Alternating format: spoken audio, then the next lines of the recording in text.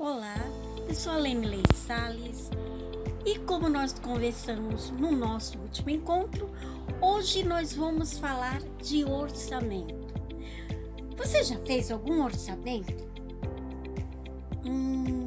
Você deve estar pensando, orçamento é aquela programação, aquele planejamento que nós fazemos no final do ano, quando nós vamos reformar a casa, quando nós vamos fazer uma pintura, quando, em particular, nós contratamos um profissional para fazer um determinado serviço na nossa residência, no nosso veículo, não é mesmo? Mas orçamento é muito mais que isso. Orçamento é voltado ao planejamento consciente daquilo que você almeja para o seu futuro. Então vem comigo. Antes de falar de orçamento, nós vamos falar aqui de responsabilidades fixas e responsabilidades variáveis. Isso é, os nossos gastos fixos, como água, luz, telefone, internet, medicamento.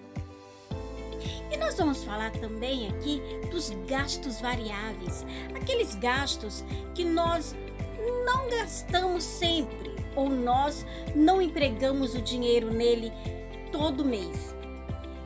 Como eu já havia dito, os gastos fixos são todos aqueles que nós gastamos durante o mês, aquelas nossas responsabilidades que nós não podemos deixar de pagar, ou nós não conseguimos, de certa forma, viver sem elas. Agora vamos fazer um exercício. Gastos fixos. Os gastos fixos são água, luz, telefone, internet, gás. Gastos variáveis.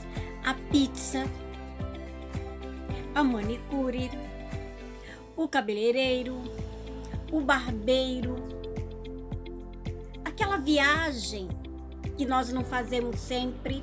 Colocando isso em prática, isso será o nosso gasto do mês.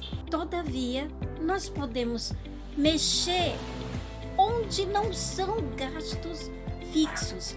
Por exemplo, se você tem uma assinatura de streaming, se você tem uma assinatura de uma revista, é difícil falar em revista hoje, revista física, aquela que nós podemos pegar e ler e reler e guardar lá na nossa prateleira ou na caixinha de revista. Sim, mas tem algumas pessoas que ainda assinam jornal, que assinam a revista. E por que nós temos que pensar nos gastos fixos e nos gastos esporádicos ou variáveis? Porque são eles que vão fazer a diferença no nosso planejamento no final do mês, né?